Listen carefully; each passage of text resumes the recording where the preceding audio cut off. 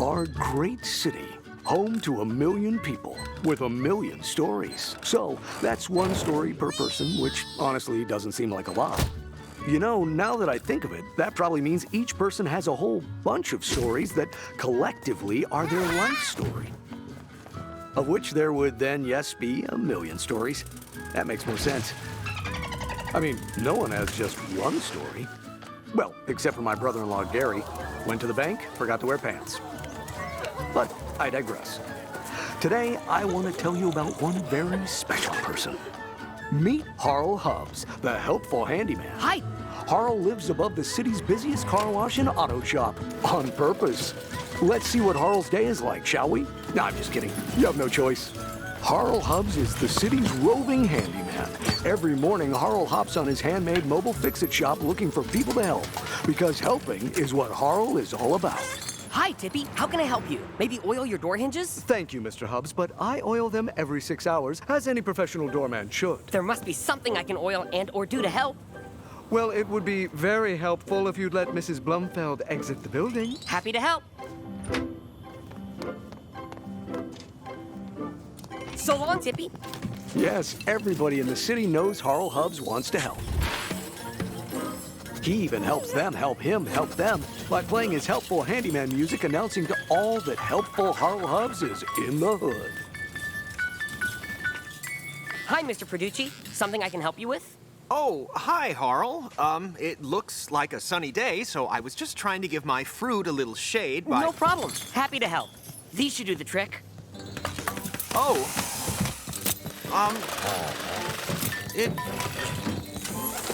That... There, shade. Wow, Harl, that's how? How much do I charge? Nothing. I'm just happy to help. Oh, almost forgot the final touch. So long, Mr. Producci. Your fruit is now safe.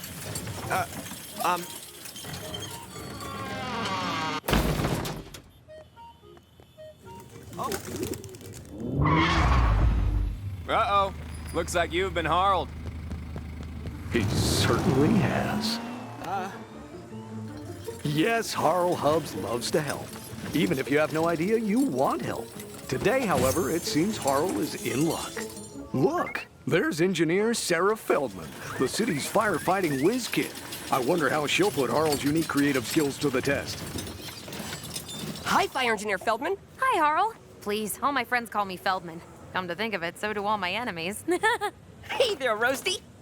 And there's Roasty, the impish little firefighting robot. How adorable and marketable. How can I help? Can you install a doggy door? Of course. Happy to help. And now back to I Fell in Love with a Machine. Oh, XR5512. I feel my heart is short-circuited. This movie is so lame. A person can't fall in love with a machine. Bellamy, shush. Roasty and I are trying to watch this. Don't ruin the ending. It's called I Fell in Love with a Machine. Oh, that's so insightful, Roasty. But which one of them is really the machine? It's so insightful, Roasty. All done. What do you think? Ooh. I also thought it would be helpful to put in a Fire Engineer Feldman door so you have easy access too. Great. Now if we ever get a dog, we are set. I like to think ahead. Well, until you get your dog, Roasty can use the doggy door. Roasty's wheels can't navigate up over the bottom of the doggy door. Oh, I can help with that. Hey, where's the totally ignored third wheel boyfriend door? Did you put in one of those? Oh, Bellamy, don't be silly. You don't have wheels. Feldman and Roasty. What do you think, Roasty? A little upgrade? Okay, Roasty and I are on our way. Come on, Roasty. They need us at the whipped cream factory. But I'm not done helping. Hey, get me! Blink, blonk, beep, beep. See, I can do everything your amazing Roasty can do, and I can grow a mustache! Looks like our friend Harl Hubbs is off on an adventure. I guess I'm gonna need to add something to push the doggy door open with enough force.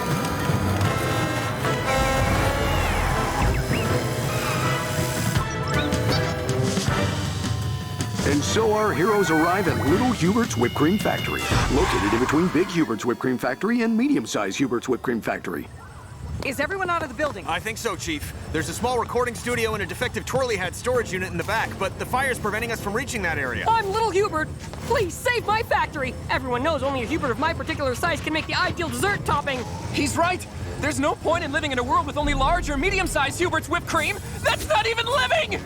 Until we can assess the structural integrity of the building, it's too dangerous to send anyone in. Okay, I'm gonna need Roasty. On it, Chief. Roasty, go in, scan for structural weakness, and map the hotspots. I'll monitor you from out here.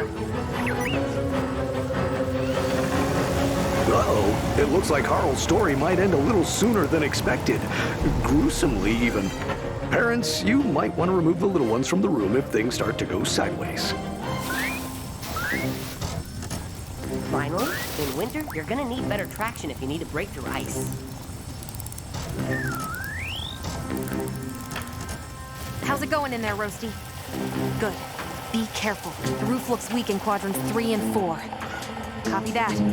Don't stay too long. The thermal readings are rising Well rapidly. done. Wow, that was tough work. I'm really sweating. Ah! Harl! What are you doing in there? Oh, hi, Feldman. Good news. Roasty can use the doggy door now. Harl, it's not safe in there! Whoa, you're right. How can I help? By getting out of there! Good. Roasty can... Harl? Roasty? I've lost the signal. Well, getting out of here does sound like a helpful thing to do. Looks like old Harl just can't stop helping.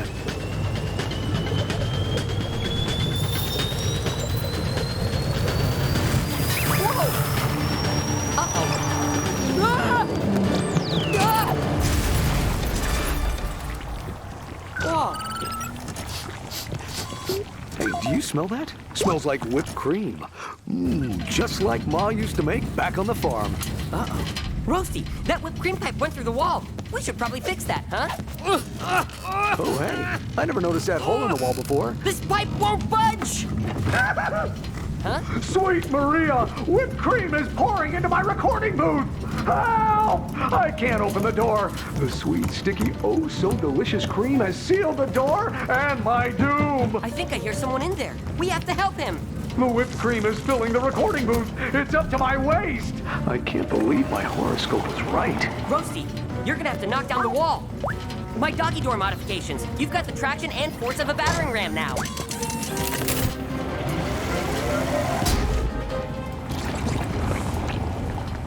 Way to go, Roasty! Well, it looks like Harl Hubbs has helped all of you hear the rest of his story by helping me. Ah! It's the whipped cream beast of Kathmandu! No, wait. That's not a thing. Hi, I'm Narrator. Nice to meet you. Nice to meet you, Mr. Narrator. Please, call me Narrator. Will do. This is Roasty. Yes, I know. I know everything. It's horrible. I often wish for the forever sleep to stop the knowing. But hey, then who would provide lazy exposition for bad writers? Ow! Seriously? You're gonna hit me with a brick? Writers can be so petty. Thank you very much. I'm Little Hubert. Thank goodness you're all okay. And it looks like we've got the fire under control. Great work, Roasty. You saved the day again. Yes, Roasty, I agree. Harl Hubbs was a big help today, too. I know. I installed a doggy door. I think you did a little more than that. I did? Yes, you made a new friend. Me.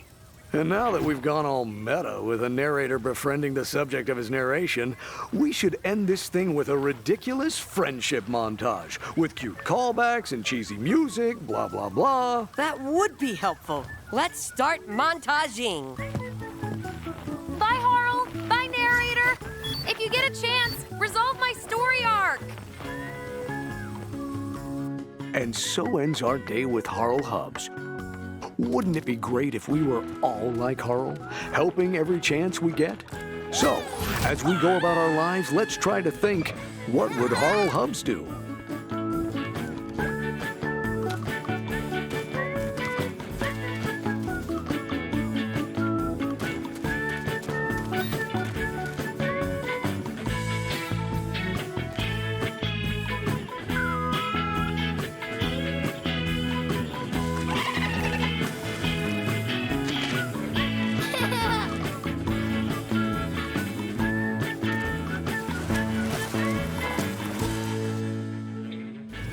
someday, I hope I'll do something really helpful for this city.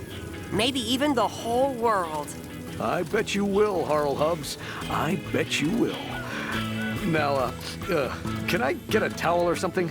I mean, I smell funky.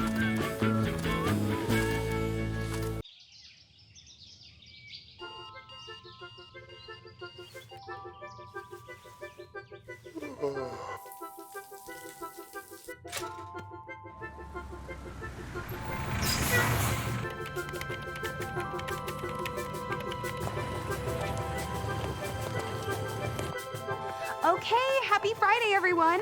The mayor will be here shortly. The Honorable Mayor Solomon Fleck. Good morning, everyone. Carol, Your daily agenda, Mr. Mayor. why is that movie promotion balloon still floating around? Recent polls say people feel safer with Cubby the Cop up there in case the city is attacked by a giant floating balloon criminal. So the city council wants an official landmark for the city. It's great for tourism. All famous cities are known for their iconic landmarks. Right. Let's go with the old pencil factory. They do fine work. How about something with a little more pizzazz that people can get excited about? Mayor, word to this cup against you all as you're looking for an official city landmark.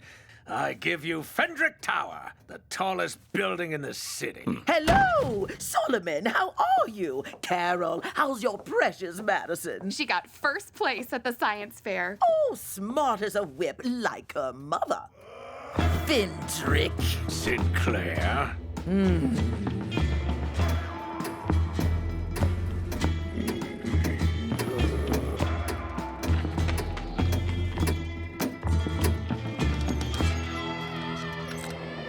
Forget Fendrick's stubby eyesore. My building is the perfect landmark, and it actually is the tallest building in the city. Wrong! Someone escort this mad woman out! Thank you. Yes, couldn't agree more. What better way to honor the city than to honor the Sinclair family, who built this city, unlike certain families who just took the credit. Say that to my face! I just did. Ha! No, I quickly turned my head. Why not measure both buildings, and the tallest will be the official landmark. We'll have a ceremony, and the mayor can cut a ribbon. Cutting ribbons is the heart of mayoral work. I like it. How's my measuring thing schedule? You have an opening in 3 days. Then it's settled. We'll measure both structures, and mine will be named the city's official landmark. The only thing bigger than my building is your delusions. Say that to my face. I just did. Yes, it will be fun and great for the city. Thank you. Fendrick. Sinclair.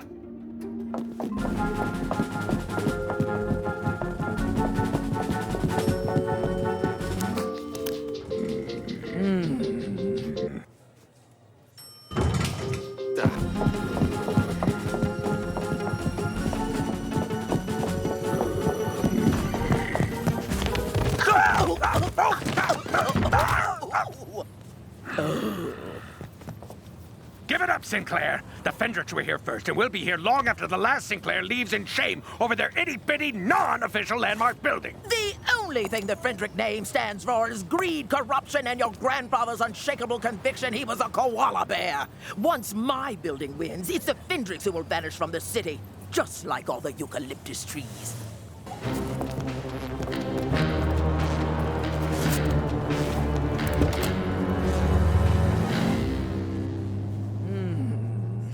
My famous sugar cookies. One each, please. Make this as tall as possible, and there's more where these came from. This building has to be taller than Sinclair's building. Taller than any building. Taller than itself. Now go! Sir, Sinclair's got her crew working double time for cookies. Playing the cookie card already, huh? She must be desperate.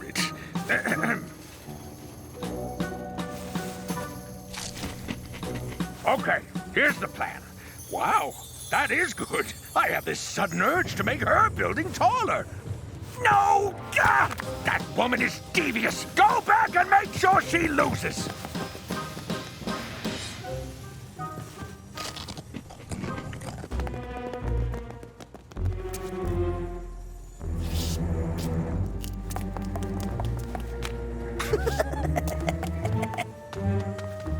Work canceled today for free opera concert. Come on, fellas, To the opera! Ha! Nice try, Sinclair, but you forget I own the Opera House!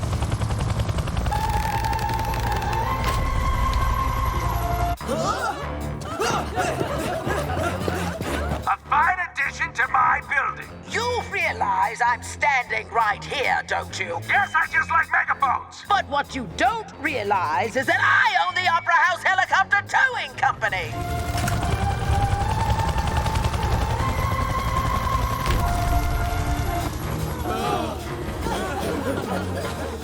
Of course you know this means war. In fact, it means montage war!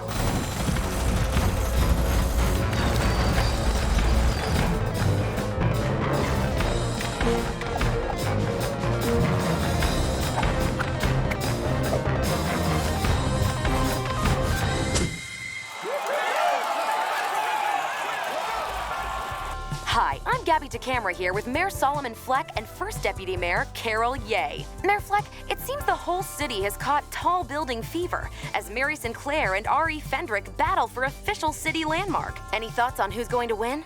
Thinking about who would win is not city-related work. What the mayor means is we're all excited to watch two of our finest citizens race to the top. An official landmark is good for the city, which makes this work-related and therefore acceptable. Wow. Well, I know I've never seen Mayor Fleck so enthusiastic. With 1 day left until the measuring ceremony, be sure to go to our online poll to vote for who you think will win.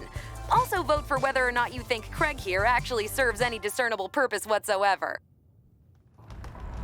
You've all done a great job. That said, I think it could use one more special little touch. I found Top Hat Tom. Perfect. Put him on top. I serve a purpose!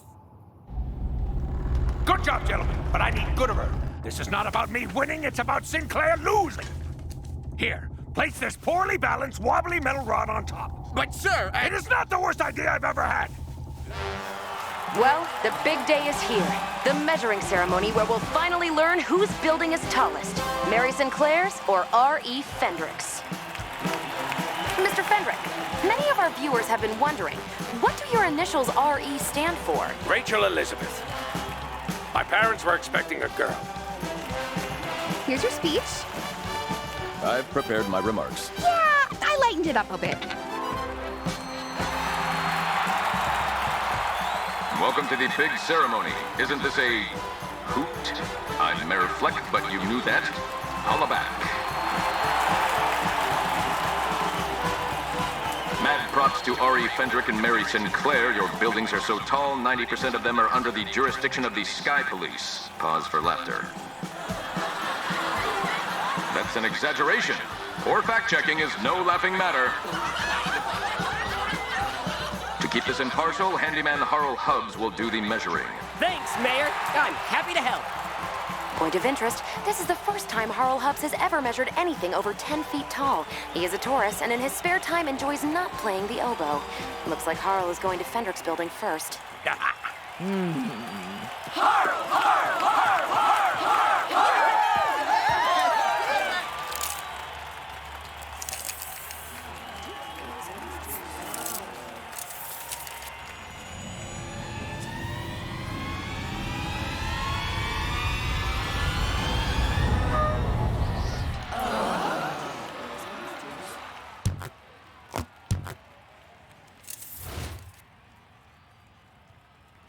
Mary, we've always been rivals, but I just want to say, no matter the outcome, my building is taller and my family built this city. I feel the same, Rachel. Although I sabotaged your efforts, know I did so only out of the deepest disrespect. Look! My defining characteristic! Look!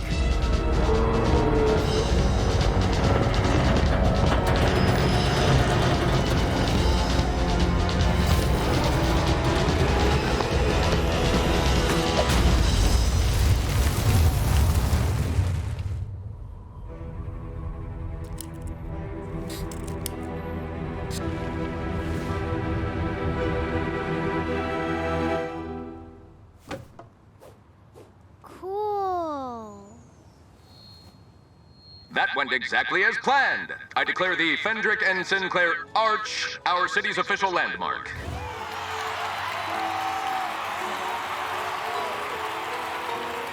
Mayor Fleck, there is one more question I have, and I think it's been on many people's minds. It concerns your appearance. Yes? It's hard not to notice. You never wear a watch. Who needs a watch when you have such a remarkable first deputy mayor like Carol Ye with you? Yes! You know, Fendrick, maybe it wasn't just my family or just your family that made this city.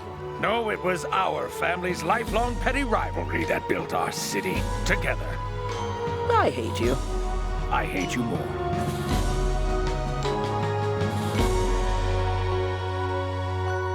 Previously, Fendrick bought a six-pack of tube socks.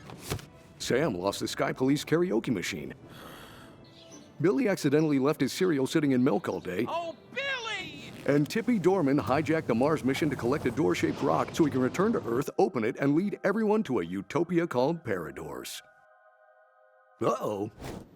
Yeah, Mayor Fleck, Tippy, the regular citizen you sent with us to Mars, turned out to be an evil criminal, sir. Thank you very much for that. Let me get this straight. Tippy Dorman is on his way back to Earth with a Mars door that he says will open a portal to a doorman-ruled utopia called Paradors? Well, yeah, sure. It sounds crazy if you say it. So crazy it just might work. How exactly could it work, Mr. Mayor? I have no idea. That's why it's crazy. Please keep up, Carol. We're in crisis mode here. Yes, Mr. Mayor. Tippy represents our whole city. When word gets out, we'll be the city that sabotaged the first manned mission to Mars. That will be our shameful legacy. So shameful it just might work. Okay, that doesn't make sense. We need a plan. A plan so crazy it just might work. Please stop saying that, Mr. Mayor. Hello? Guy calling from Mars here. Do you know the roaming charges I'm getting hit with? Our apologies, Dr. Wexler. Tippy is our responsibility, and we'll deal with him.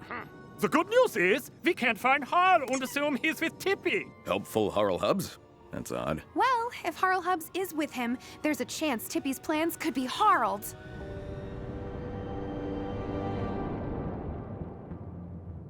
Sorry, Tippy, I can't let you... could you explain what you're doing again? Because I'm still not 100% clear on what I'm trying to stop you from doing. Harl, I'm bringing Paradors to Earth, and there's nothing you can do to stop me. The ship is on autopilot, and I've locked the controls with a password code. Right. 1, 2, 3, 4. C-O-D-E. 1111. You'll never guess the code. Don't you get it? All this time, I've been playing chess, while everybody else has also been playing chess, but really badly. Aha! You're my prisoner. No, you're my prisoner! So... we're stuck together on this rocket for a month? I get the top bunk!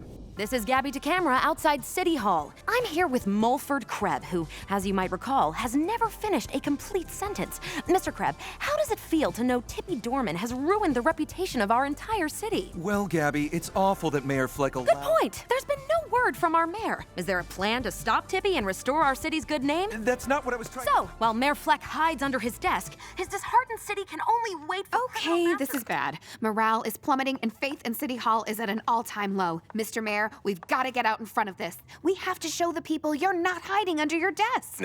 Ridiculous. I just dropped my pen. A mayor never hides under his desk. It's the first place they look. Chief, what are our options? All we can do is bust the dude when he lands. Unless we bust him before he lands. I like the so crazy it just might work sound of that, Sergeant. What do you have in mind? Harl! Harl, you used up all the space milk and left the space cereal open, so now it's You're trying to crack my code? Maybe. I am a doorman, Harl. You are never going to guess it. You don't know. Oh, you are driving me crazy. People of our great city, I know everyone is disappointed that because of Tippy's actions, the whole world thinks of all of us as criminals bent on destroying all scientific progress. They do? I didn't think of it that way. Oh, no! What are we gonna do? But to show the world we are an honest, law-abiding city, we're not going to just wait for Tippy. No. In order to apprehend this criminal, we've taken our mighty Sky Police and, with an added budget of only $600 billion, created Space Police. Leading this elite unit is our Sky Police hero, only days away from retiring, Space Lieutenant Grizzled. Grizzled! Woo! Okay, calm down. I'm sort of mildly enthusiastic to introduce our brand new Space Police rocket jet. Alan, you're all set to launch. Wait, launch? I thought this was just a scale model. You'll be fine. Anything goes wrong, just abort the launch. Abort launch! Abort launch!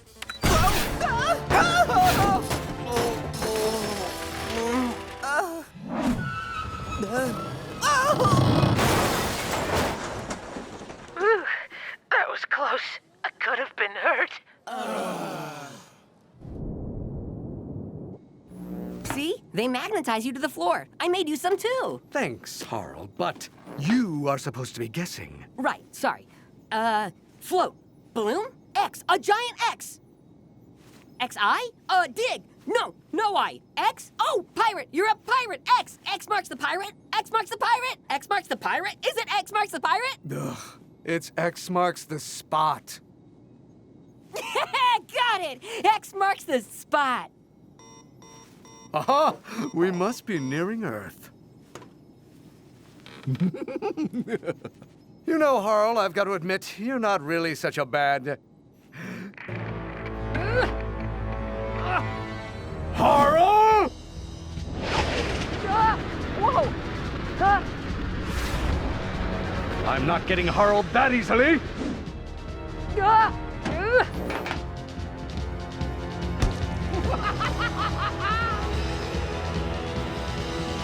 The Mars door has been disconnected from Tippy's rocket and is hurtling towards the city. Where's it going to land? According to my calculations, the Mars doors will crash into the totally dynamite and totaling factory. That'll demolish the city. Chief Wheeler, how do we stop that door? No chance, Mayor. The only shot is to clear the dynamite out of the factory, but we need the whole city working together. Then that's it. The city is going to be destroyed. So much for my approval ratings. No, Mr. Mayor, you can't give up. You have to get the city behind you again. This is your moment. You were born to be a mayor, and it's time you went out there and you were more mayory than any mayor who has ever mayorated. You're right, Carol. I need to shake things up. My city needs me. I know what I must do. Nice try, Harl, but no one is going to stop me from leading the world into Paradors.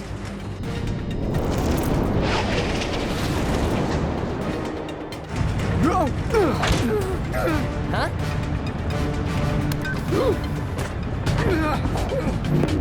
I can't open this door! How could you do this to a doorman? Sorry, Tippy. Now you might as well tell me the code to unlock the controls. Never! I'd rather crash than live in a world where the doorman is not elevated back to his rightful place at the top of society! Everyone, please listen. We have an emergency address from our Honorable Mayor, Solomon Fleck. Citizens, we stand here in our darkest hour yet. A large rock from Mars is hurtling towards the totally dynamite and totaling factory. It threatens to destroy us, our city, our way of life in a massive explosion. Now, we have always been a city of unique, creative individuals capable of remarkable accomplishments. But united, together, we can achieve anything. The time has come for us to pool our individual strengths and talents and save our city. Who is that? Where's our mayor? Why should we listen to this guy?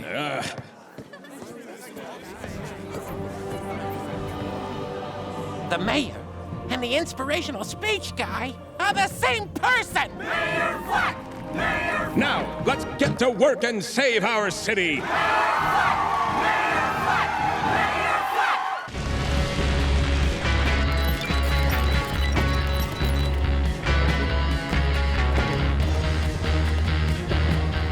The entire city has joined together behind Mayor Fleck to successfully clear the dynamite factory and move the explosives safely here, where we will watch events unfold.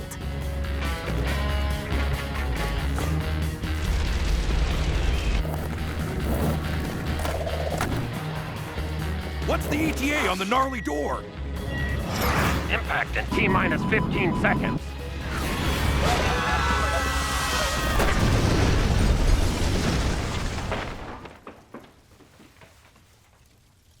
Gnarly.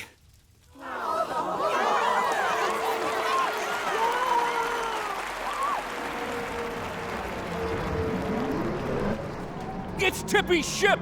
Oh no, at his present speed and course, he's going to crash right into the pile of dynamite we just moved from the factory. Oh, really?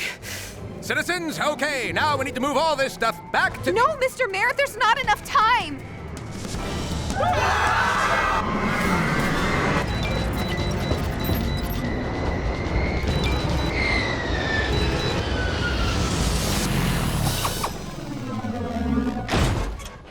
Door! The code was door! Seems obvious in retrospect.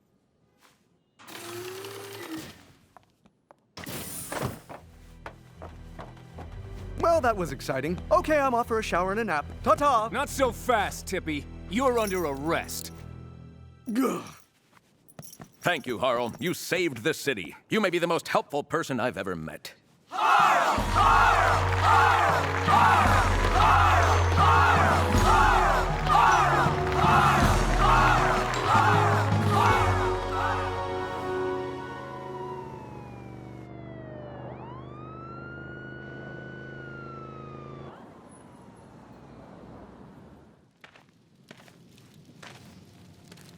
Welcome. To Paradors. What? It's real! Oh, sorry. What's the point of being an omniscient narrator if you can't have a little fun once in a while, huh? It's just a rock. Or is it? No, really, it's just a rock. Bob, Clemens, we're 2 minutes out. I'm gonna need a thermos of hot cocoa, a beekeeper outfit, 11 jumbo pepperoni pizzas, a large jar, and 3 sumo wrestlers. Chief, are you sure? No time!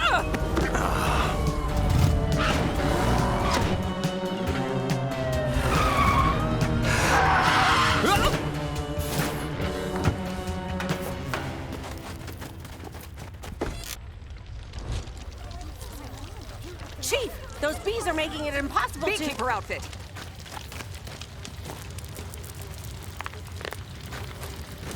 Large jar! Sumo wrestlers!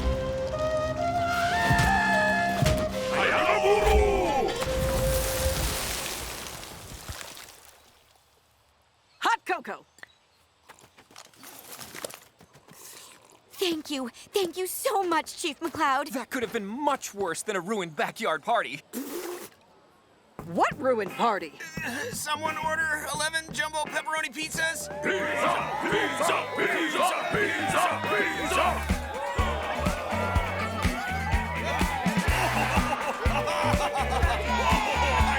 Back to the station. I have a warbling thumb to steal. Wait, Chief, what's it? No time!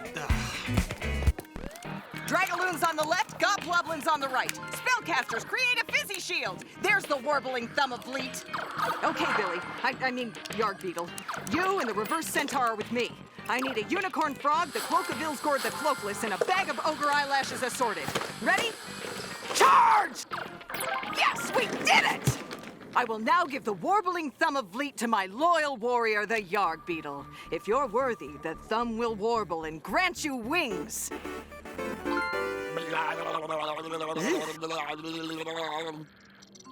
It worked! You're officially a level 8 flying Yarg Beetle. Happy birthday, Billy. Yes! Thanks, Aunt Freya! Wouldn't it be cool if I could fly in real life, too?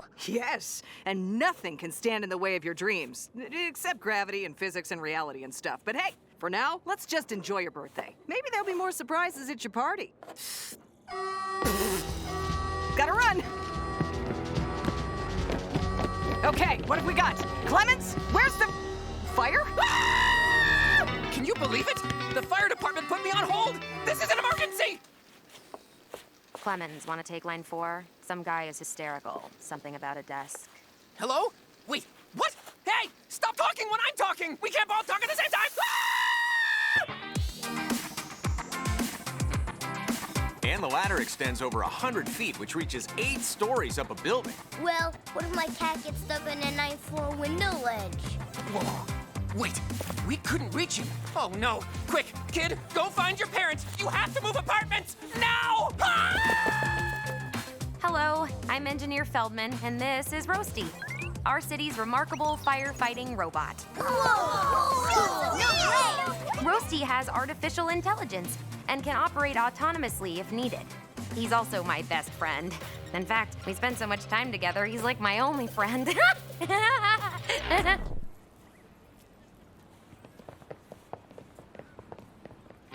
This is the coolest birthday party ever, Aunt Freya. I have one more surprise for you. Gift! Whoa! A twirly hat? I heard these were sold out everywhere. Thank you so much! I wasn't gonna let my little yard beetle not fly in real life, too. Sis, aren't those things a little, terrifying to me? No, Mark, you just hover a few inches off the ground. I told Freya it was okay to get Billy one. Woohoo! I'm flying! Hey, Aunt Freya, check me out on your tablet. Right! See? The game app uses GPS to let players locate and see each other as their avatars. There's my little yard Billy. Isn't that a little, disturbing to me? Okay, now for Roasty's big finale.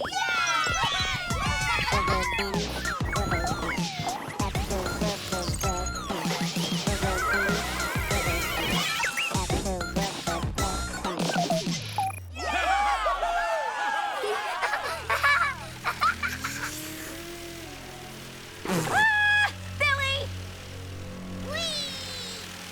Bob, Clemens, the ladder! Woo!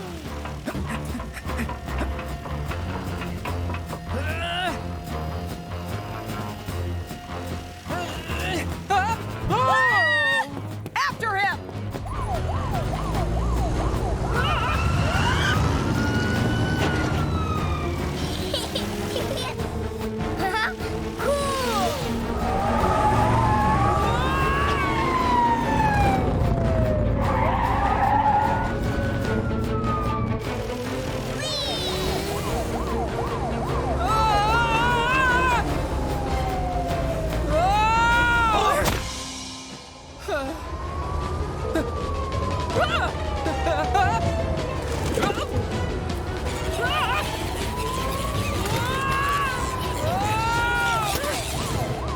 Oh, no.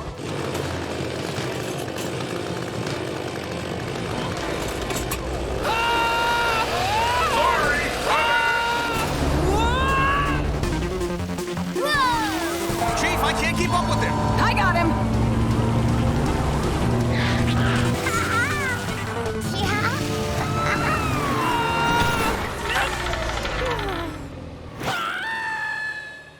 Wow, this is gonna be the best mattress store in the city.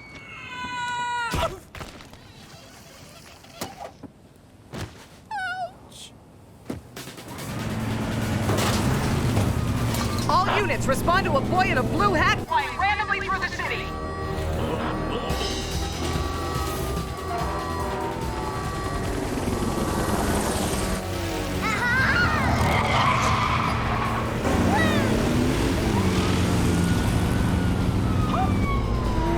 What?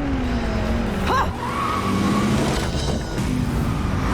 Wow, this is gonna be the best highly combustible liquid store in the city.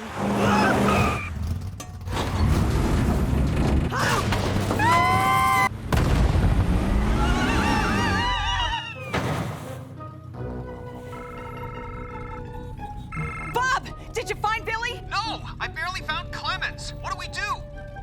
Oh, the yard beetle! What's a yard? No time! Come on, Surge. Ha! Got him!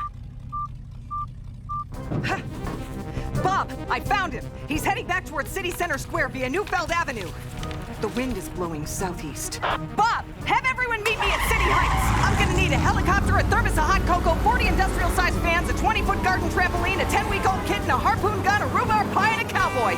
You've got to be kidding.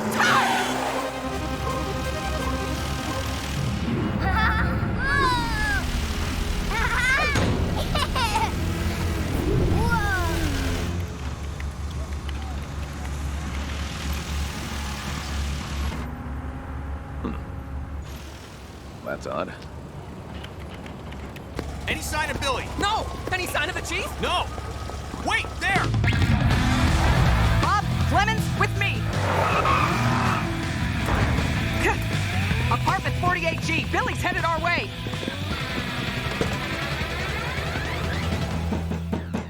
My goodness, what's all the racket? What on earth do you whippersnappers Pie. think you're... Oh, rhubarb. Will you come on in? Harpoon gun.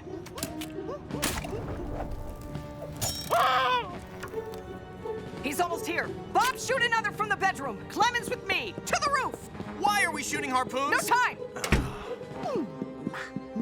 Yum.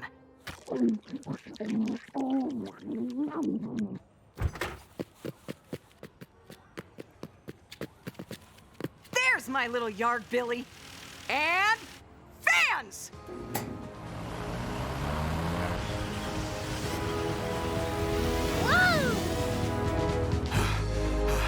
Okay, I still don't understand why. Trampoline!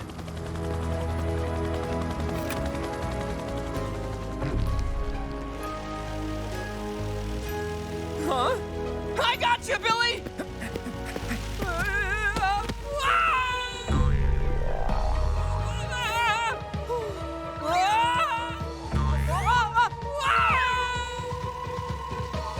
Cowboy!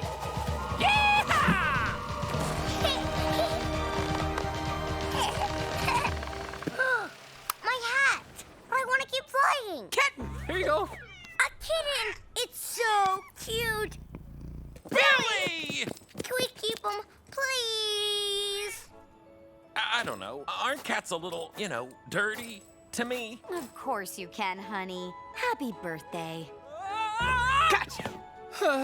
Bob, hot cocoa.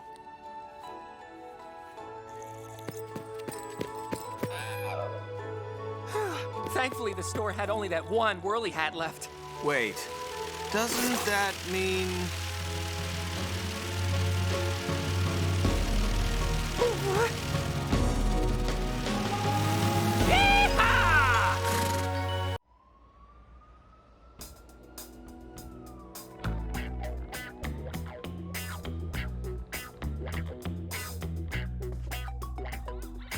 Cubby, this may be our hardest mission yet. Remember, kids, the easiest way is rarely the best way. You're right, Cubby. I'll always go above and beyond to do what's right.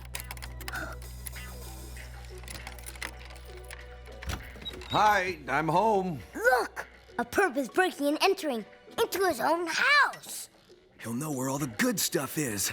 The perfect crime. Hi, honey. Mind taking out the garbage? He's got an accomplice. It's an inside job. Wait a second. Doesn't it seem awfully peaceful? When was the last time you saw... Freeze, crooks, police! Duke!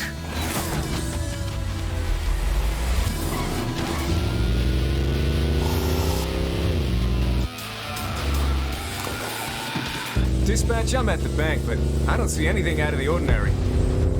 For a giant bank robbery? Yeah! We did it! We got the money! Freeze! Oh no! It's Duke detained! Why do we always celebrate our crimes before we get to the safe house?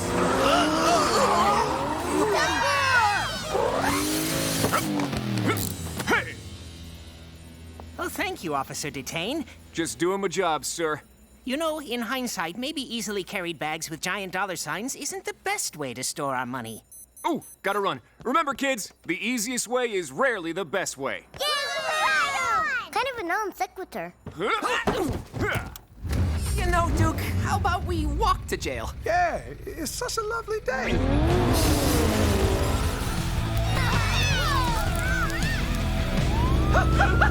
Time for a shortcut!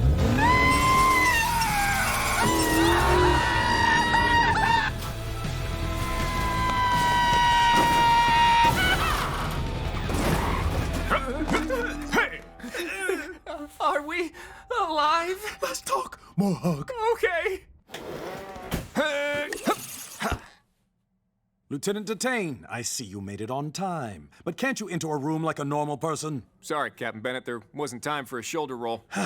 While admittedly effective, your policing methods cost this city a lot of money. For instance, the flamingo and tuba incident last week added up to Awesomeness! Thanks to Duke's sick heroics, our city will never suffer through a flamingo and tuba shortage again. You're a serious ripper, dude. Thank you, Chief Wheeler. Call me Wheelie. Respectfully, sir, I actually don't think I'm psychologically capable of doing that. Okay, time for morning announcements. First, at the chief's request, because it would be rad, every police cruiser is now equipped with a grappling hook. Rad! A harpoon. Cool! And a medieval knight's lance. Gnarly. Next, did everybody sign the get well card for Officer Garner? And speaking of poor Garner, I need to assign a new partner for Duke. Any volunteers?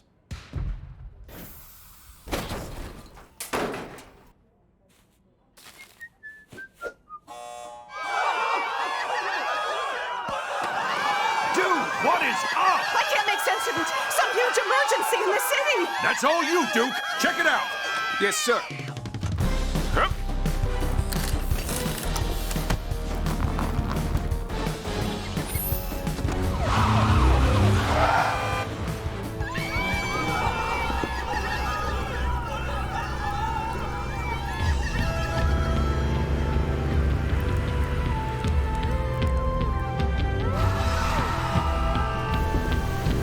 McLeod, any idea what's causing all this destruction? No idea, Duke, but we've got our work cut out for us.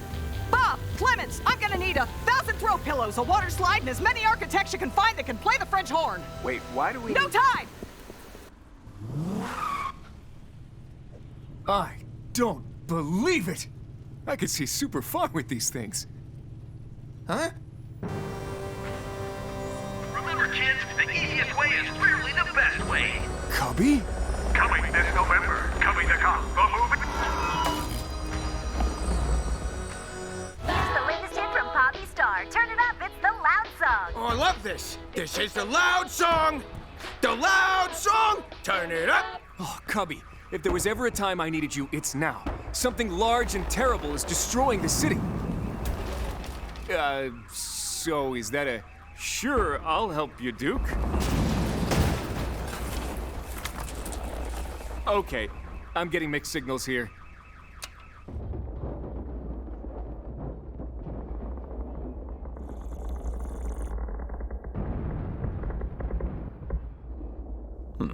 That's odd. Cubby, you have to stop this. Clearly you're having some issues. Let's sit and talk about it. Maybe grab a bite. Ah! Ah! Ah! Ah! Ah! Okay, Cubby. Crushing your friend with a massive pastry crosses the line. A really big, weird line. This has to end. Turn it up till it all goes away. You can totally ignore it. I got the answer for it. It's the Loud Song. The Loud Song. Captain, I think I've got an idea of what's happening here. Good, Lieutenant. We heard something about a movie promotional stunt going wrong. Let's hear your report. Yes, sir. So, my childhood lion cub, imaginary best friend Cubby, has reappeared as a 200-foot anthropomorphic balloon monster bent on randomly destroying the city while very loud pop music emanates from his feet. I have to lie down. Yes, sir. He's heading towards City Center Square. I'm gonna try and catch up and stop him. Duke out.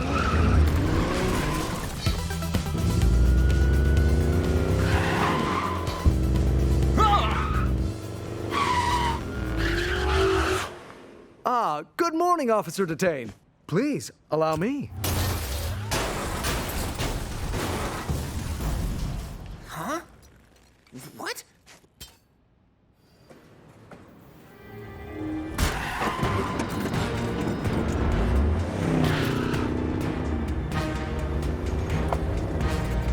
Cubby, stop! Please! Don't make me hurt you! Ah!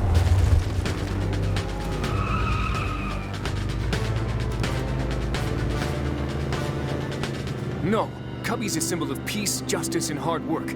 I can't destroy him like he's some horrible monster. The kids are watching!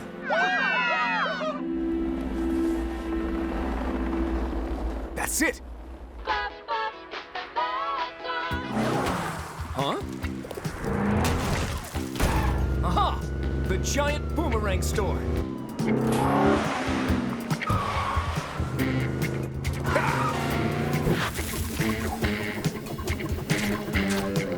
Yes! No!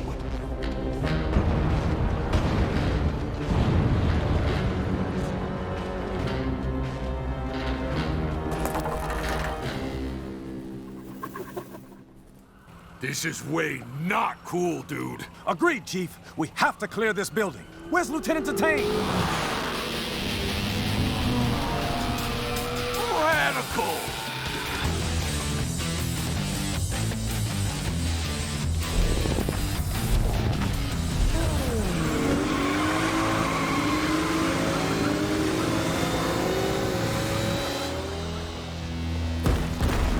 This building can't take much more of this.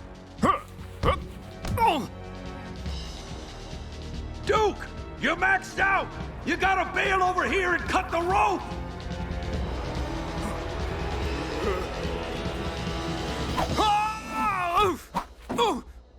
Lieutenant, quick! Just pop the balloon, destroying it like some horrible monster, forever tarnishing any positive aspirational message Cubby may have for children.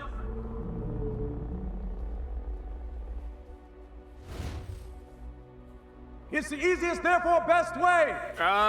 Yeah, I was kind of hoping to avoid pretty much exactly that. Like, very specifically exactly what you just said. But I guess I have no choice.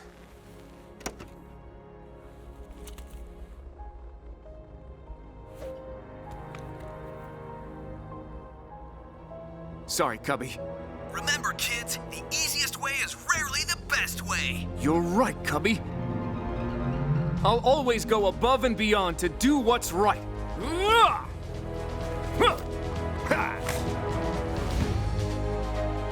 Dude, what are you doing? You'll float away too! Sorry, Chief. A real cop knows the easiest way is rarely the best way. We make sacrifices to help our city. The kids are watching.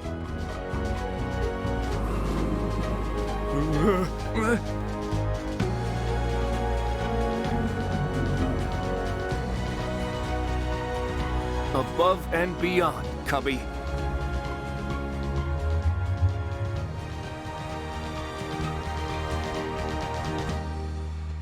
This is the loud song! The loud song! Turn it up, up, up! It's the loud song! Once it gets into your ear, it's the only thing you'll hear! It's the loud song! The loud song! Take it away! Oh!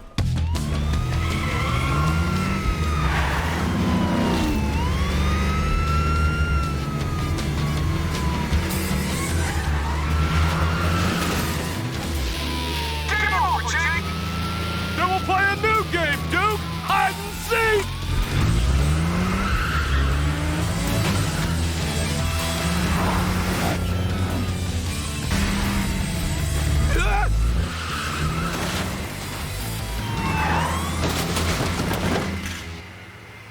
Typical.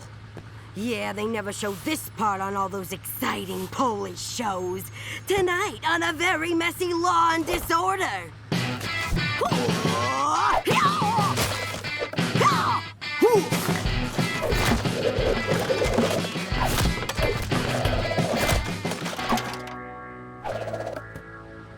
The days always end, but the garbage never does. If people would just follow the city waste management guidelines, I'd actually have a shot at really cleaning up the city.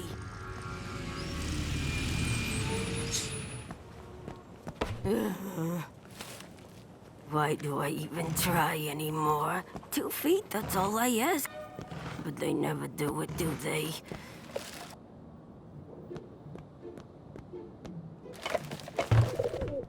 Shirley, what are you doing? Those have to go to the Top Hat Donation Center. Yeah, look, Top Hat Tom, I don't know how many different ways to keep telling you this, but we don't have a Top Hat Donation Center. Plus, you put these in the regular trash bin. Oh, sorry. Right. So, which is the Top Hat Donation Center bin? The blue one? No, blue is for recycling. There is no Top Hat Donation Center bin. Because there is no Top Hat Donation Center. And listen, people, please, you gotta space these bins 2 feet apart for fast and efficient handling. All this information is in the city waste management guidelines. Oh, I have copies in my truck if anyone wants one. It's all easy common sense stuff. Here you go. If everyone would follow the guidelines, I wouldn't have to spend my days putting things in the right bins. Here you are. I'd actually have time to keep the whole city tidy and maybe even be home before midnight. It's a win-win. Not for those in dire need of barely used top hats. That's recycling. Blue bin, not that one. That's not the one. Blue bin.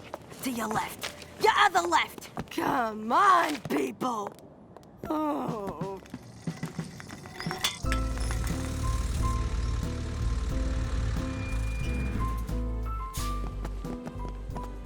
Late night again, huh, Shirley? Yeah, same old, Sam. I'm reaching peak grumpy right about now. Oh, yeah, the sweet spot. Good times. Hey, I know you're too grizzled to care, but good work with the Sky Police. You foiled 3 crimes midair without making a mess on the ground.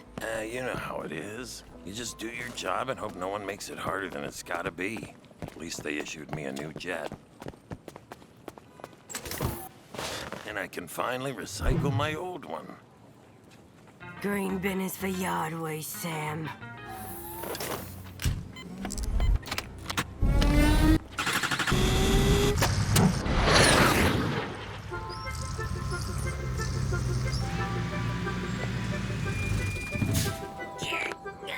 My back.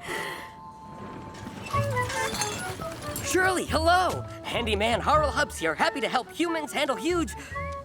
I'm out of H words. Hey, Harl, just getting home from work. Wow. Is there anything I can do to help you? Well, any way to make my truck seat a little more comfortable? My back feels like I've been, well, doing exactly what I've been doing all day. Absolutely. 1 truck seat for denying reality coming up. Anything else? Nah, that's it. Thanks, Harl. Unless you can make people suddenly start paying attention to the city waste guidelines and handle the garbage properly.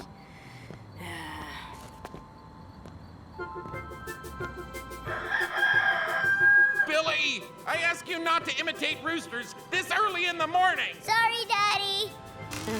What a beautiful day for handling other people's refuse. What?!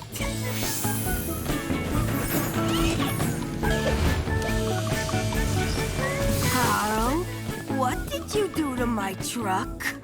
I heard you angrily mumbling to yourself last night about people not paying attention to you. So I thought you'd like a few upgrades.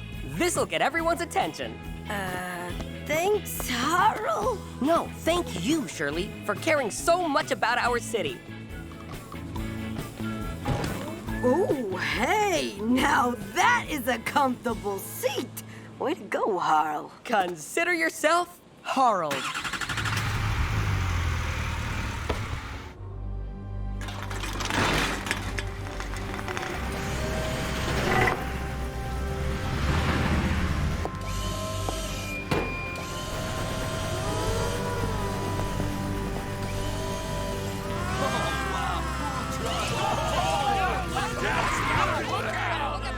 Country singer detailing.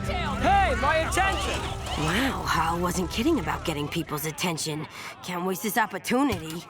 Everyone, hey, yeah, listen up. Okay, let me go over some basic waste management guidelines. We got 3 bins here. Brown is for trash, green is for yard waste, and blue is for recycling. There are no, I repeat, no top hat donation bins. And come on, let's put 2 feet between the cans so they can be handled efficiently. The faster I get the garbage in, the more of the city I can take care of. Hey guys, let's go do something more fun than standing around hearing about trash. So if there's no top hat bin, how do I get these to the top hat donation center?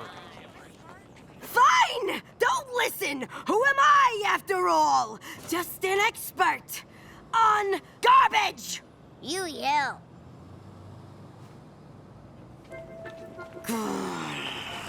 There has to be a way to get people to listen. I've tried everything. Yelling, not yelling as loud. Shiny Objects the Musical. Hurry up, Patty. The show started already. I had to sell our house to get these tickets. There it is. Yes, I feel it. I see it. It's me. It's bright. Shiny! Look at it shine! Shiny, shiny, shiny! Objects! Oh, it's shiny. Shiny, shiny. It's not tiny. Big and shiny. Shiny, shiny. Objects.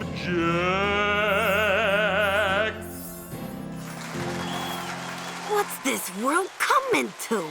Sing a little song? Dance around? Show them something shiny and they love it? Jingle the keys for the baby? Entertain me? That's all people want? I give up. At least I got the alley clean. That's something.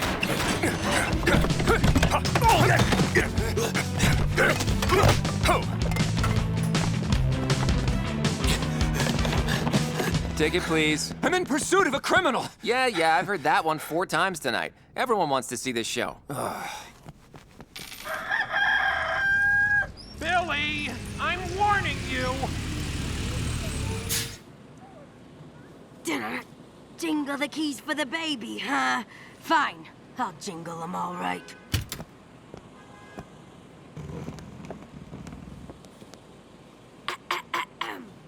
Everybody gather round. Today is garbage day. And there are rules that we must follow when we throw our stuff away. Oh, one man's trash is another man's garbage. The pile just grows and grows. One man's trash is another man's garbage. And here's what you gotta know. You got green cans, blue cans, brown cans too, and even other colors. You put leaves in the green, recycle in the blue, and everything else in the others. And separate them by more than a foot or 2. Oh, one man's trash is another man's garbage. We all have a part to play. One man's trash is another man's garbage. Let's clean up garbage day.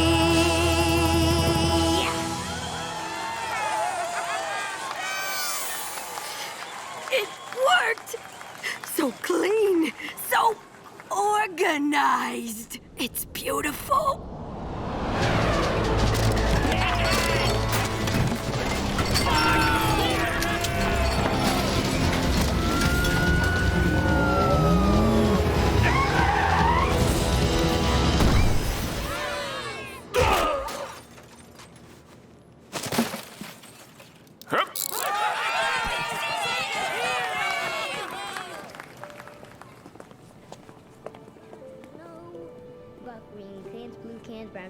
Well, if I reach just one small boy with my message, just one, then I have 5 more million people to go.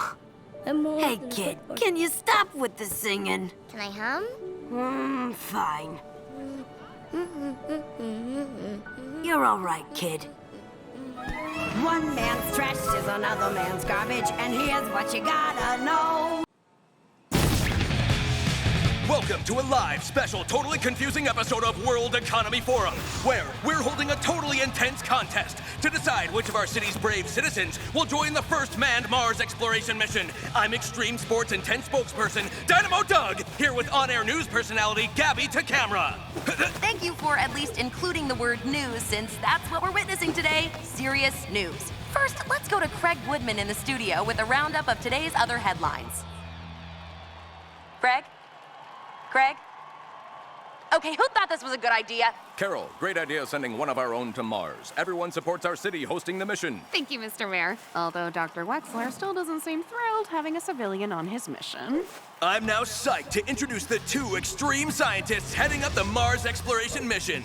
Doctors Floyd Wexler and Gwen Ravenhurst. Hiya, I'm Gwen, and we are honored your great city is hosting this extraordinary mission to explore Mars for early signs of life. Yeah, which now includes bringing along some plebeian who wants to play spaceman, while we work to alter our understanding of life in the universe. Sounds intense. We got thousands of applications from regular dudes and dudettes like you, and less intense versions of me, and narrowed it down to 4 candidates. Today we'll put them through a series of extreme space-related challenges.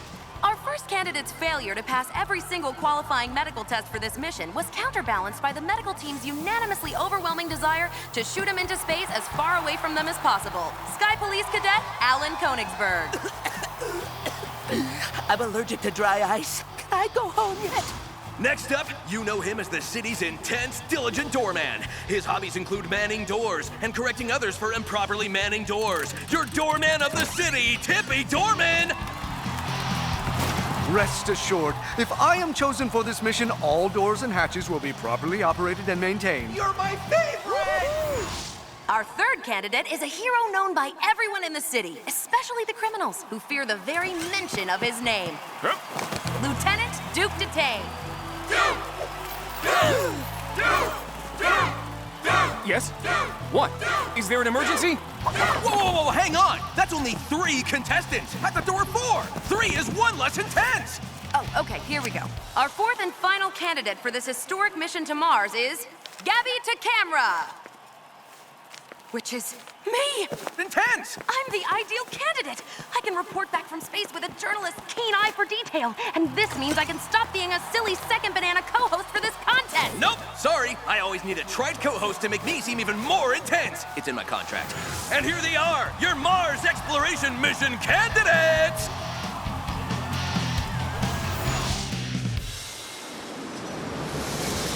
We're here in the Mars Exploration Mission 0G training plane for the first intense challenge, which Dr. Wexler will explain! The chosen useless tag-along will not only be representing this silly city, but will be an ambassador for Earth. Bad etiquette is strictly verboten. A gourmet meal has been served, and each interloper must display impeccable cutting-edge table manners. Today's yummy meal was prepared by celebrity flambe chef Timothy Greasefire.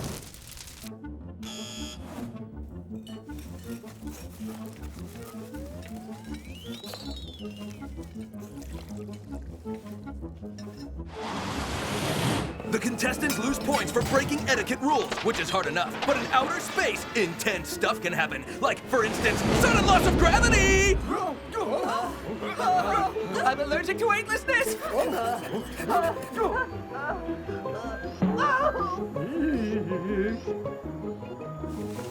Intense!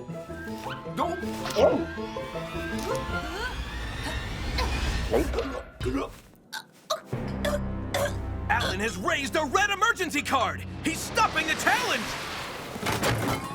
But why? Alan, speaking as a co-host and a contestant, why did you quit, and thank you for quitting? I have a lot of dietary restrictions. For instance, I can't eat any food that a ballerina has looked at. The worst is peas. I gave the chef a list of what I can and can't eat. I didn't serve peas! Did someone ask for more peas? This seems unfair, if not suspicious. No, I'm just being paranoid. Focus, Duke. Focus. So Alan Konigsberg is eliminated in the first round. Gabby, how did you feel you did today? Well, Gabby, considering I had no idea I was a candidate until today, and I'm still the co-host, I think I did pretty well. I agree. Oh, you have a little food on your face right here. Thanks. Intense! Welcome to the next extreme challenge inside Little Hubert's Whipped Cream Factory, an intense obstacle course! The remaining 3 candidates must complete the course in under 2 minutes or be disqualified. This super fun obstacle course tests your concentration and coordination. You ride the rocket sled while completing a puzzle, then jump into the centrifuge or the spinner and draw a picture of you doing a puzzle in a rocket sled. Finally, you use magnetic boots to walk upside down across a metal track while tearing up your drawing into a puzzle, which you gotta reassemble at the finish line. It is an exact simulation of what would happen if you somehow encountered an identical obstacle course in space. Wow, don't need a telescope to see that sarcasm. But you would need a microscope to see the point of this contest. Duke, you're up first! Sure. It's a lot like my morning workouts, only this has fewer puzzle-related activities.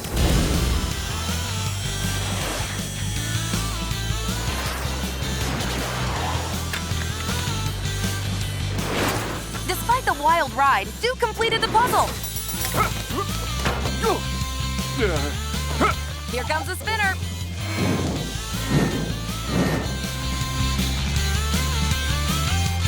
And Duke is struggling to capture that perfect "I'm doing a puzzle on a rocket sled" expression, for which he's so well known. Intense!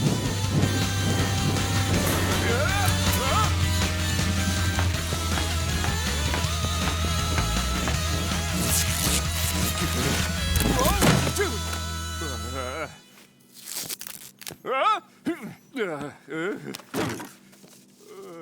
made it with only seconds to spare. Wow, it's a good thing there's no art police, or they would throw him in drawing jail. Up next is me. Allow me to open that for you. Can Gabby beat Duke Detain's time? Let's extreme watch! Intense!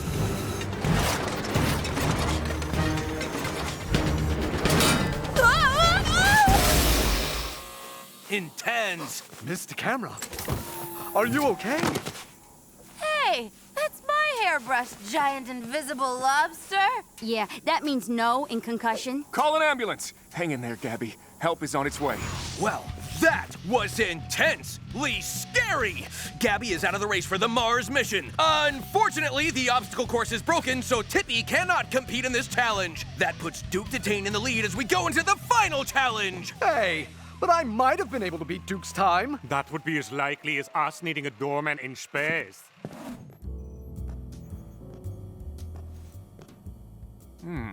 Soap. That's not an ingredient in Little Hubert's whipped cream, I hope. Something doesn't feel right. Come on, Duke. You're trying to represent your city by going to Mars. Focus! Focus! Intense! Welcome to the final, most intense challenge in this competition. We're here atop the Fendrick Sinclair Arch with Duke Detain and Tippy Dorman, the only candidates left in the running for the Mars exploration mission. Tippy lost the coin toss, but complained enough to be allowed to compete first in the gyro ball plunge.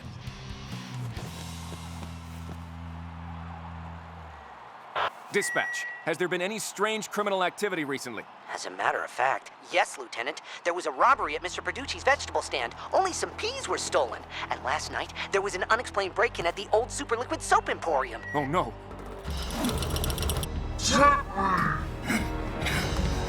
How does this challenge work?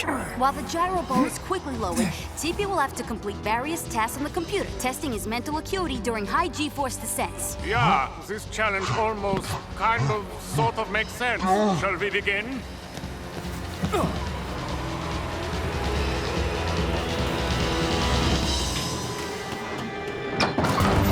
Tippy!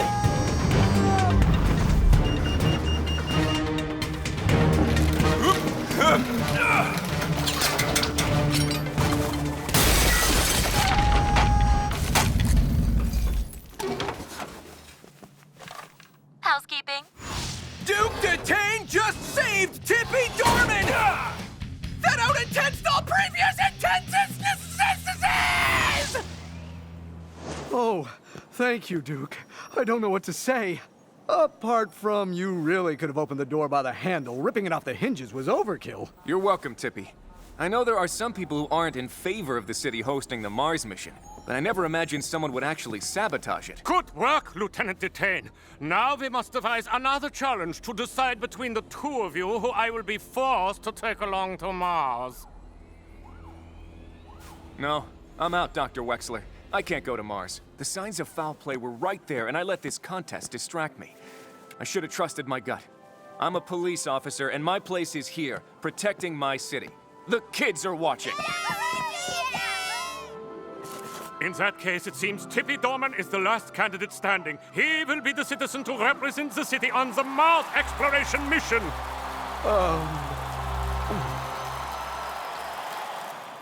Mars, the red planet. Throughout history, our rusty little neighbor has piqued mankind's fascination. Is there anything on Mars besides, like, a lot of red dirt? We are going on the first manned mission to Mars to answer that question. We'll be the first people to walk on Mars? Nein, boring. Humans have been dropping stuff on Mars for 50 years, and humans have had feet for at least twice that long. Dropping a human with feet on Mars to skip around like a Doomkopf is no challenge. Dr. Ravenhurst? Thanks, Dr. Wexler. While our space station orbits Mars, rovers on the surface will collect samples, which will launch back up to analyze for signs of life. Thus, we are ambassadors, ever vigilant, representing mankind as we extend a hand of fellowship to our Martian brothers and sisters. Yeah, not so much, Captain Momentous. If we do find Martians, they'll be microscopic fossilized organic compounds. But we will keep an eye out for bigger, later signs of life, too. Ugh, Wexy, stop with the bigger, later baloney. What exactly do you think we're gonna find on Mars? A station wagon. A station wagon? Yeah. My research suggests that all life anywhere in the universe will always eventually inevitably result in a station wagon. Right. Let's just say we need to be prepared for anything. Good luck with that. That sounded threatening, Mr. Doorman, as if someone had their own nefarious agenda that could jeopardize the whole mission. No, I meant only a doorman is prepared for anything. What are you accusing me of? Fellas, true, a master criminal is out to sabotage the mission, but we've upped security. It's now almost station wagon on Mars impossible for anyone to get near this compound. Helpful handyman Harl Hubbs here. Oh, no! Don't tell me they're forcing us to bring another useless civilian on the mission like Tippy.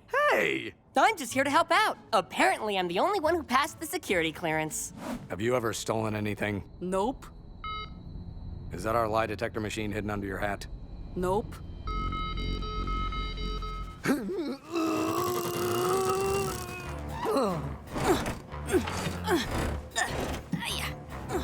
That's the stuff. Yeah.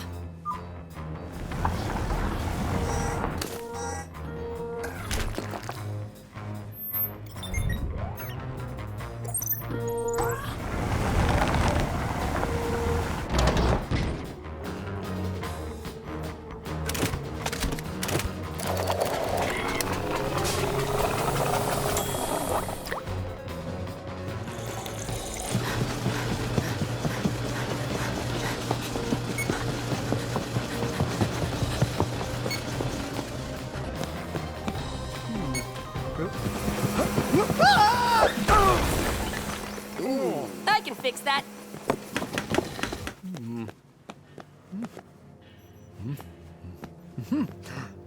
Hello, my roving friend. You're going to help me bring the Mars door back to Earth, where I, the doorman leader, written about in the ancient doorman prophecies, shall lead the world into the utopia called Paradors. What you're doing is wrong, Tippy. Harl? So, you think you caught me? You can't catch people. What are you, a cold? Shh! Keep your voice down. What did you mean by what I was doing is wrong? You're working in the dark, Tippy. And you're talking to the rover. It needs to be programmed. You need help. Handyman Harl Hubbs help.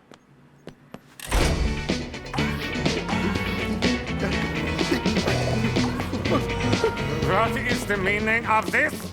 This is a pronoun used to identify a specific person, thing, or idea that is present or near in place, time, or thought. Example, this Mars mission will change the course of human history. I think he meant what's all the hubbub in here. What is the meaning of hubbub? And why are you wearing a helmet?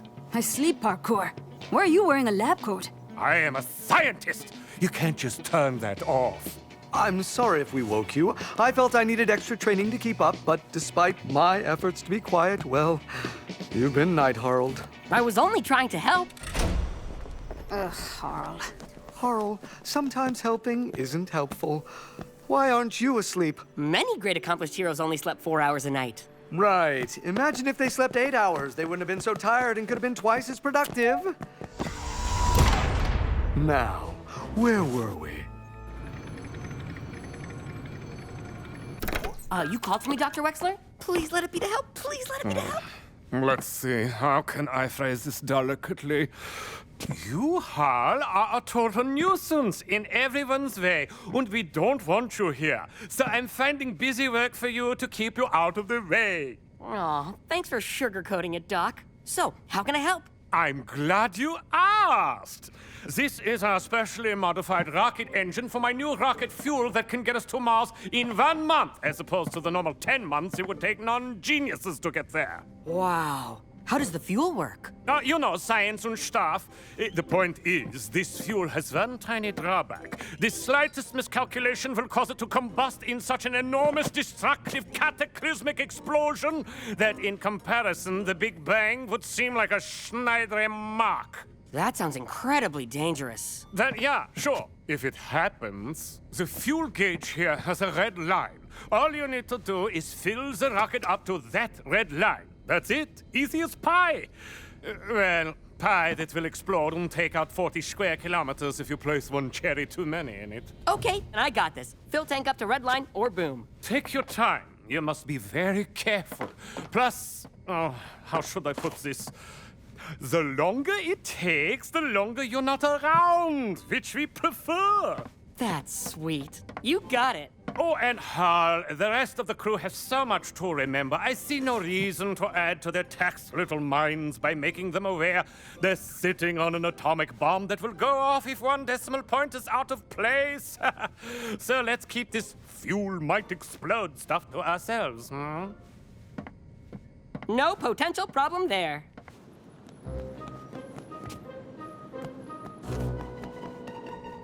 You will get me and the Mars door home to start the New World Order. All we need is to give you enough fuel to get you back to Earth. Tippy, do you know how dangerous what you're doing is? The Harl! I'm just double-checking the mini-rocket. What's dangerous? This fuel line you have leading from the engine room to the cargo bay. Someone could trip over it. Oh, right. Well, thank goodness you're here, Harl. In fact, I noticed this entire rocket is held together with bolts.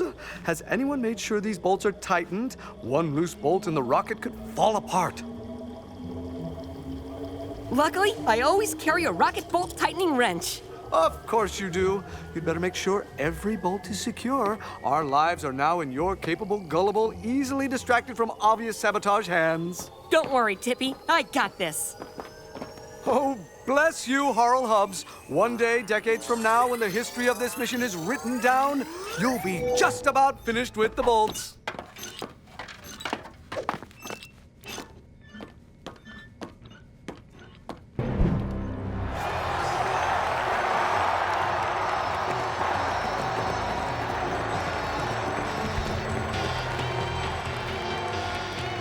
Mission Control, this is Mars 1. We're looking good here. Roger that, Mars 1. We are ready to begin countdown. T-minus 100. 99, 98, 97, 96, 95, 94.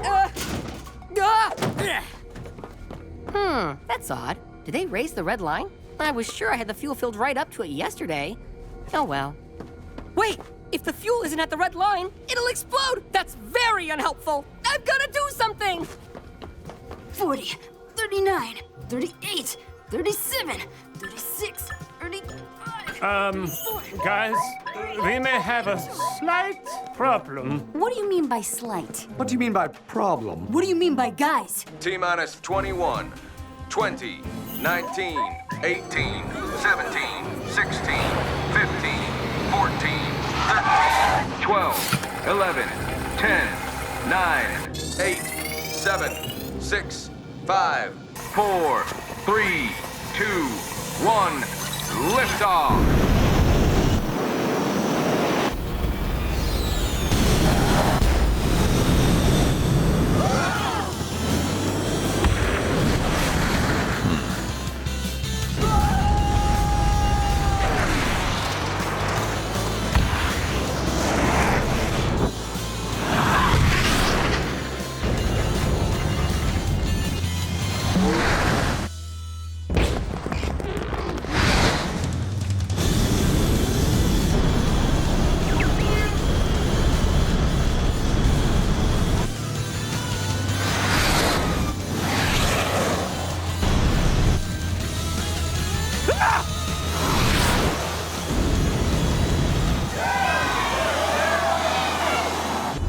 Mission Control, hiya, Gwen here. Looks like we got liftoff. A perfect trajectory. Whew. Safe travels, Mars 1. Yeah, the first manned mission to Mars is on its way. It's all smooth sailing from here as we usher in a new, improved age for mankind. Nothing can stop me now.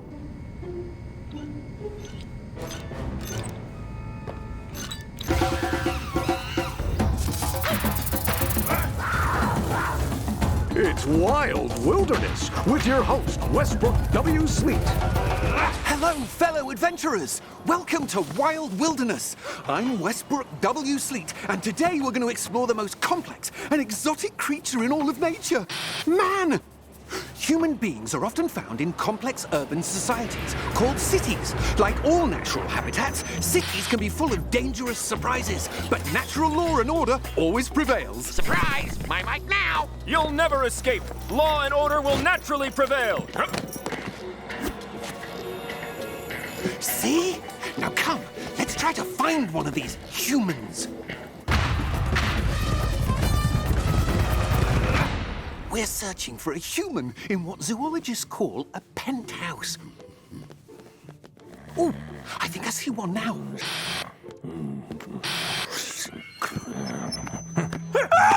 Human beings startle easily. What are you doing in my home?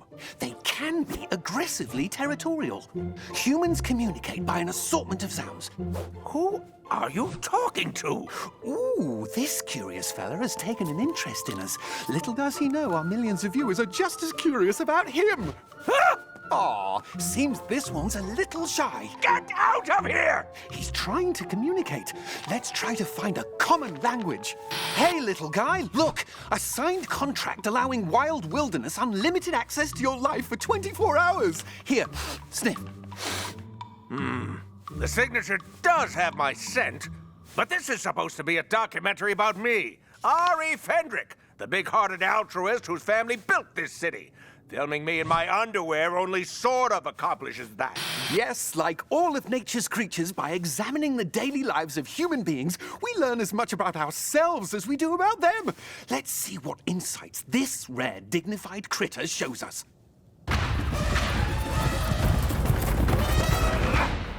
Humans, like all animals, have grooming rituals which keeps them free of ticks and mites and helps to attract potential mates. Pinky ring. Silver coin. Ruby.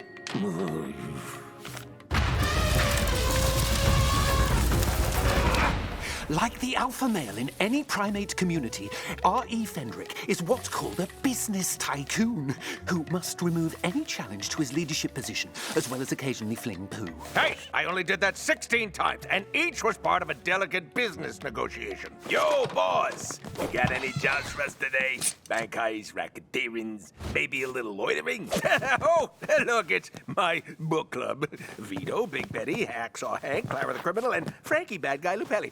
Sorry, guys, I didn't get a chance to finish Wuthering Heights. But my heart breaks for Cameron and Heathcliff. We'll have to discuss it next week.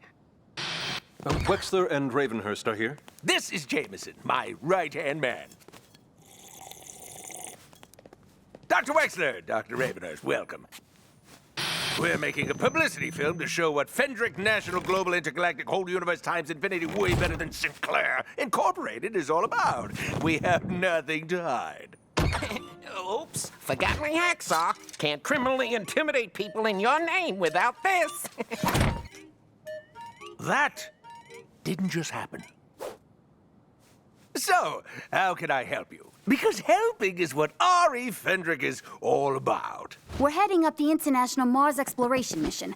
Our calculations have shown your city is the best place to launch from. Humans communicate on many levels. What we require is a location to construct a massive launch, site training, and command center. We found two ideal properties. The old broken-down warehouse filled with shards of glass and spiders owned by Mary Sinclair. Yes, you were saying? And the second location, the Fendrick Adorable Baby Otter Hospital. Ah, the first facility created for the care of adorable baby otters. It's the heart and soul of Fendrick National Global Intergalactic Whole Universe times Infinity, way better than Sinclair Incorporated. We will pay $60 million for the right location. We can begin demolition on the hospital immediately. Body language can say as much, if not more, than spoken language. Public support of the mission is essential. People care much less about shards of glass and spiders than adorable baby otters. See how he taps his fingers? This is a behavioral trait signifying plotting and scheming, probably for nefarious purposes. We are still negotiating with Ms. Sinclair over the price of the old broken-down warehouse. Leaning forward and lowering his voice tells Fendrick that if he offers a considerably lower price for his property, they'd be willing to overlook the baby otter issue. Nine! That would be unethical!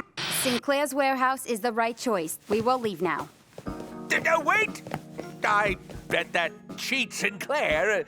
fail to tell you her old, broken-down warehouse it suddenly blows up all the time. For no reason. That sounds remarkably improbable and convenient, Herr Fendrich. Yeah, we ain't buying it. And by ain't buying it, I also mean you're out of hospital. So that sentence works on 2 levels. You're making a huge mistake. No, her math checks out. 2 levels. Good day, Mr. Fendrich. It seems Fendrick was outwitted by his arch-rival, Mary Sinclair, who wasn't even here. But humans are able to accept humiliating defeats like this with dignity and grace. Set a meet with Daisy Kaboom, Lewis. Sir, do you really think that's a good idea with, Do it!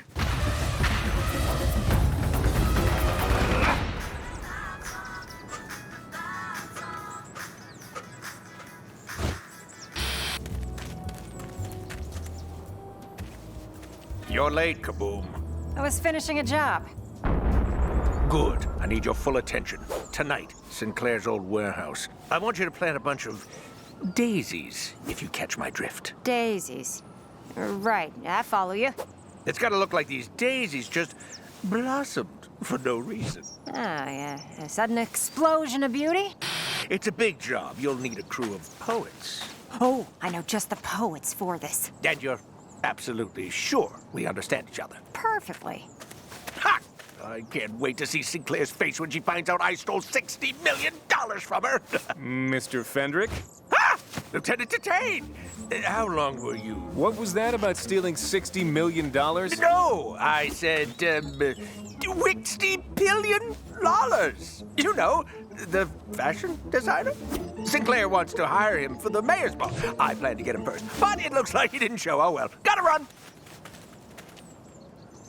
Hello? 'Tis I, $60 billion. I have your gown designs. They will dazzle, dazzle, I say. Hello?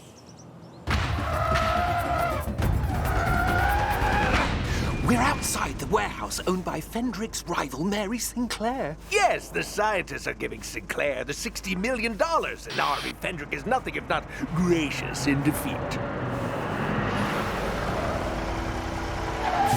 This is Kaboom. We're in place. Are you and the poets ready to plant all those daisies? Oh, yeah. When these things blossom, they won't know what hit them. You see, in my goodwill, I'm adding a little beauty to the place before it blows up for no reason. It's a shame you're not showing the other side of human nature.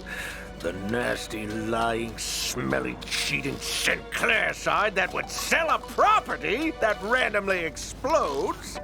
In fact, if you hurry, you can probably get a random explosion on tape for the whole world to see. Brilliant! Random explosions are the very soul of good television.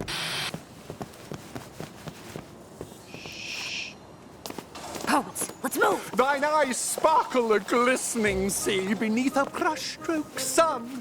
'Tis a sailor's fevered dream. Oh, great tree before me, all made of wood and leafy bits. How high you rise. The straits grab my legs when I must walk. Walk, talk, hear the chickens squawk. What the heck are you doing? What? I'm planting daisies with poets like you told me to. That was code! You're supposed to blow up the warehouse! Oh, yeah. That makes much more sense. Well, I got explosives in the van. We'll load them in the warehouse, and I got the trigger right here. Look! Oops.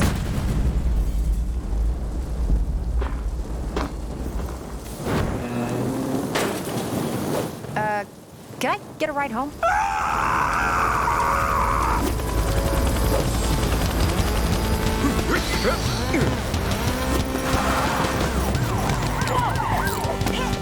Daisy Kaboom Lewis. We could see your handiwork a mile away. Oh, hey, Duke. That was an accident. I was just planting daisies. Honest.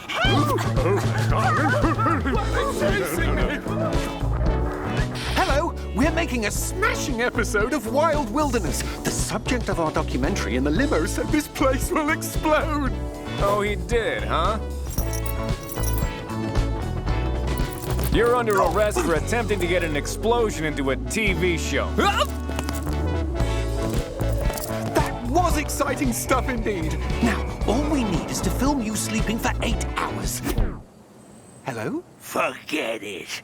That's a wrap. Go!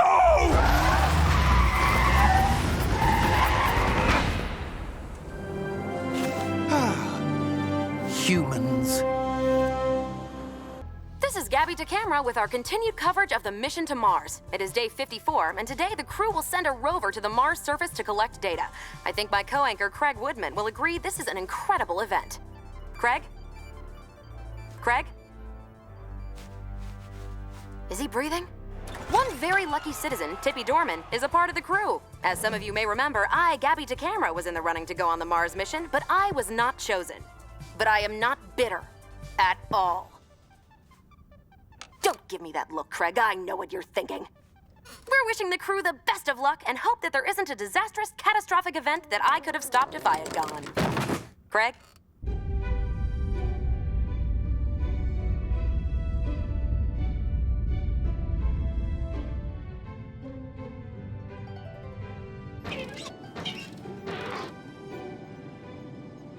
We have entered the Mars orbit.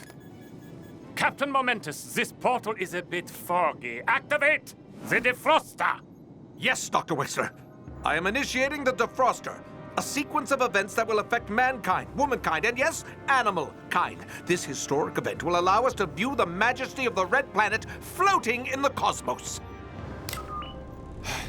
Lieutenant Rivera, launch the rover to the surface, please. Yes, sir, Dr. Wexler. I am on it, sir. You can just press the button, Lieutenant. There's no need for acrobatics. Yes, sir. That's just my style, sir.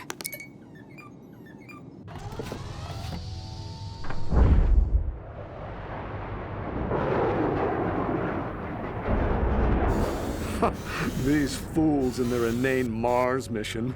There is only one true mission, mine, to acquire the Door of Doors and change the destiny of the universe. Tippy, are you still mesmerized by that door-shaped rock formation? Oh, heavens no, Dr. Ravenhurst. I was merely practicing looking through a telescope. Keep at it. I'll need a second pair of eyes to look for organic matter, DNA strands, and sustainable water, so maybe we can colonize this planet someday.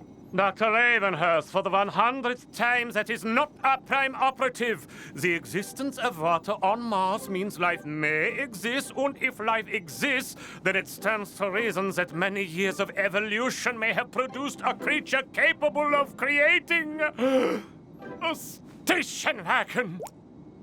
You really expect to find a station wagon on Mars? A wood-paneled station wagon, yes. How'd you get on this mission, huh? You know somebody? Did you pay your way into the program? I'm talking actual science, and you're talking station wagons. Dr. Wexler, I am turning in my chair to address you. One small motion in a chair, one giant move to proclaim that the rover has landed. Initiate rover to collection area. Dr. Ravenhurst, I was wondering, perchance, if I may be so bold as to request that I drive the rover to the location to gather samples? It's always been my lifelong dream to park a Mars rover on Mars. This could be a good PR move for the space program. Proceed. I shall park it right next to that, no, my bad, next to that splendid door-like rock formation. Oops, oh, no, a tad too far over. Now, not to worry, I'll fix it. Did somebody say fix? Harl! What are you doing here? You were supposed to be on Earth! I was tightening some loose screws in the Mars rover room, and I guess I didn't notice the rocket had launched. We've been in space for 3 months. There were a lot of screws. Harl's going to thwart my plan. I mean, our, space thingy mission. I am moving my hand to place my palm to my forehead to express my horror at this space invader. I'm a 12th degree black belt. I'll apprehend this stowaway and throw him in the brig. Stand down, Lieutenant Rivera. 16 years of karate. For what?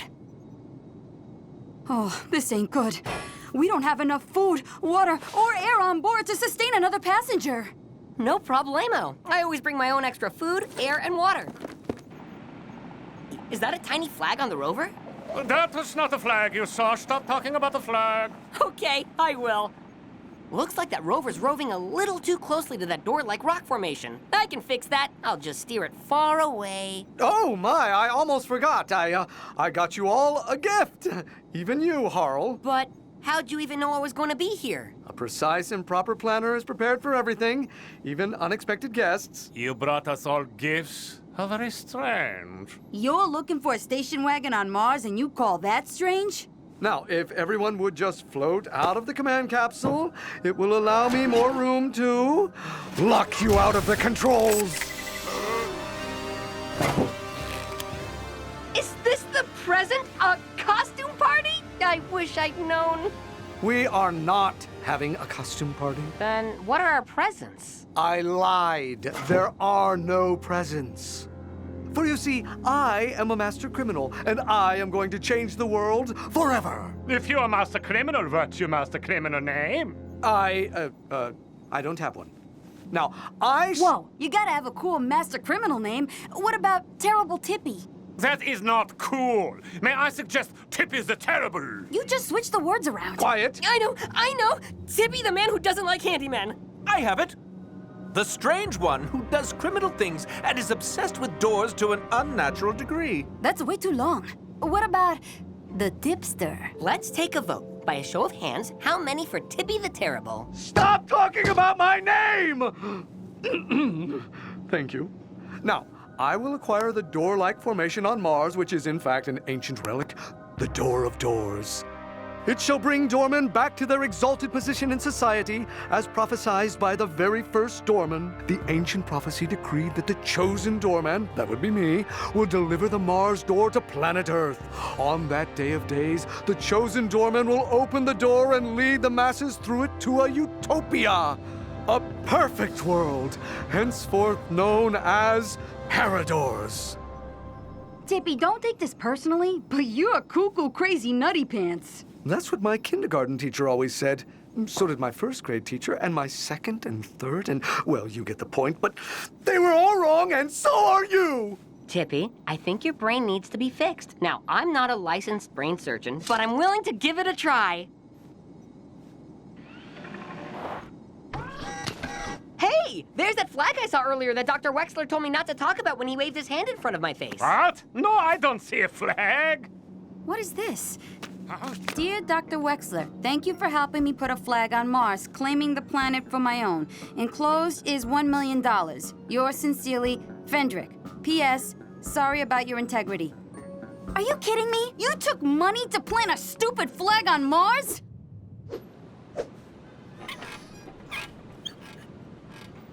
Yes! I have student loans to pay. Back to me, if you please. My stepfather Fendrick's petty plans of one-upmanship will be of no importance once I have returned the Mars door back to Earth. Are you following all this? No, I just like to hear him talk.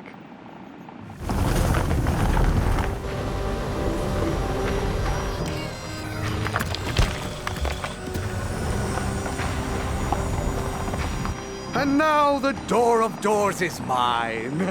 I bid you all adieu. Or in the parlance of a master criminal, so long, suckers!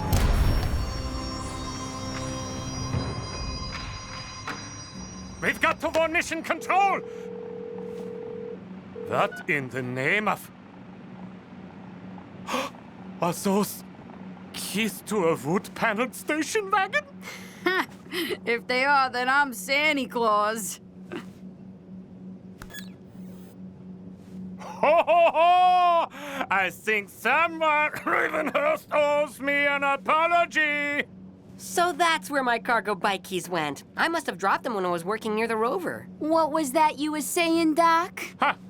A small setback on my way to eventual station wagon triumph. You'll see. That's the spirit. Now, I better get those keys back, if you'll excuse me.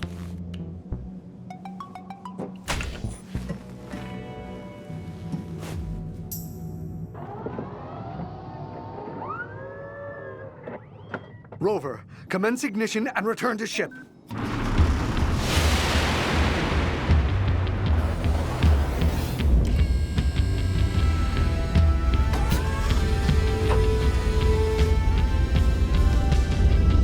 Now, my precious Door of Doors, we shall make our glorious return to Earth and rule the universe.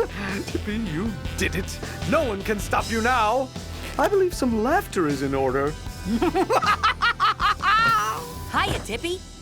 Harl Hubbs! Oh, come on!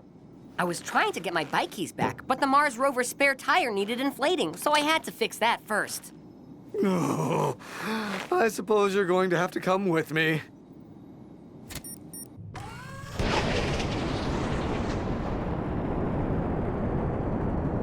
No one will prevent me from using this Mars door to lead us all to Utopia. I don't know, Tippy. I think it may be more helpful if I try and stop you. No, get away from that. Get back up! Don't try anything funny, Harl. Where did you get that garden flamingo? I said nothing funny!